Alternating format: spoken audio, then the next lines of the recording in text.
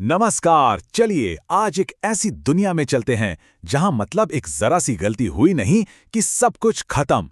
ये कहानी है एक high stakes electronic stress test की। एक ऐसा टेस्ट जहां सिर्फ सबसे तगड़ा ही टिक पाता है। अच्छा, कभी सोचा है कि वो चीजें जो बनी ही हैं सबसे ज्यादा प्रेशर झेलने के लिए, उन्हें तोड़ने के लिए आखिर क्या लगता होगा? आज हम इसी सवाल का जवाब ढूंढने निकले हैं। तो इस पूरी लड़ाई का जो सबसे बड़ा विलन है ना, वो है गर्मी, यानी कि हीट।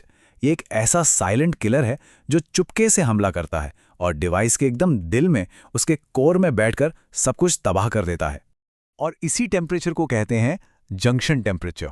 देखिए, ये वो एक क्रिटिकल नंबर है जिसको कंट्रोल में रखना जीत और पूरी तबाही के बीच का फर्क तय कर देता है। मतलब अगर ये जरा भी कंट्रोल से बाहर गया तो खेल खत्म।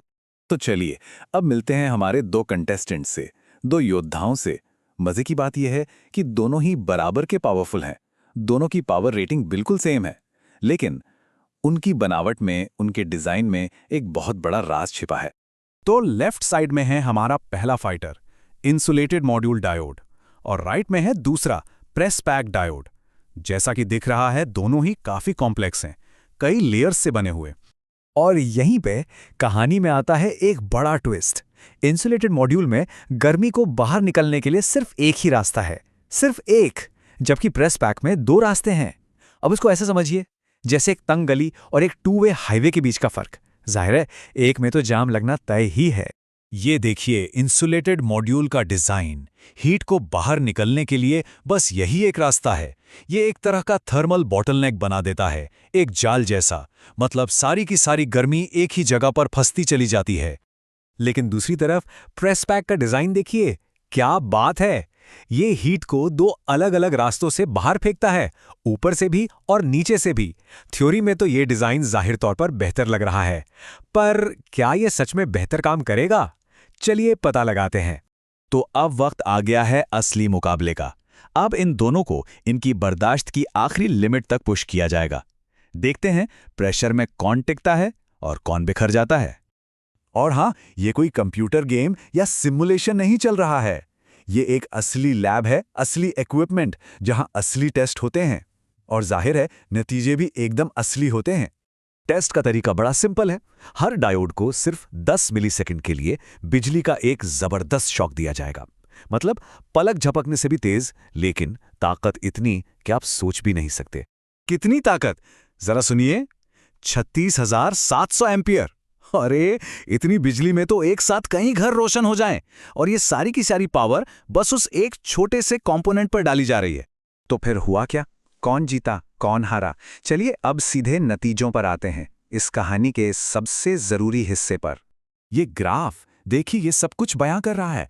जैसे जैसे करंट बढ़ रहा है, इंसुलेटेड मॉड्यूल का टेम्परेचर रॉकेट की तरह ऊपर जा रहा है, जबकि प्रेस पैक काफी हद तक शांत और स्टेबल बना हुआ है। और विनर है प्रेस पैक डायोड। ये पूरे 36,600 एम्पियर का जबरदस्त करंट झेल गया, जबकि इंसुलेटेड मॉड्यूल 30,000 एम्पियर पर ही ढेर हो गया। जीत बिल्कुल साफ है। लेकिन बड़ा सवाल तो ये है कि प्रेस पैक जीता क्यों? आखिर उसकी जीत के पीछे का सीक्रेट क्या था? इसका जवाब जानने के लिए चलिए जरा सबूतों की पड़ताल करते हैं। देखिए, एक बात समझनी होगी, कोई भी इलेक्ट्रॉनिक कंपोनेंट किसी एक वजह से फेल नहीं होता। ये एक चेन रिएक्शन की तरह है। Heat, electrical stress, mechanical stress, जब ये सारी चीजें एक साथ मिलती हैं तब होता है ब्रेकडाउन। और ये देखिए, तबाही की शुरुआत यहां से हुई।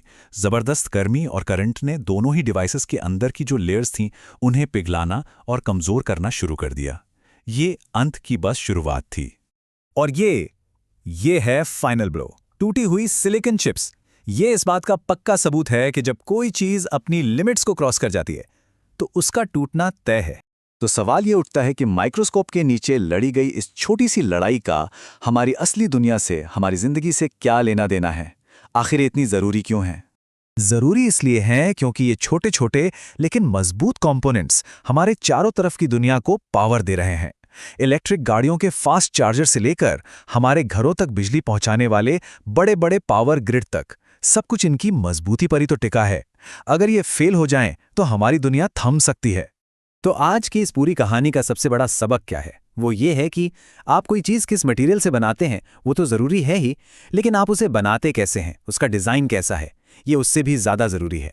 असली ताकत डिज़ाइन में छिपी होती है, पैकेजिंग में। तो सवाल भविष्य का है।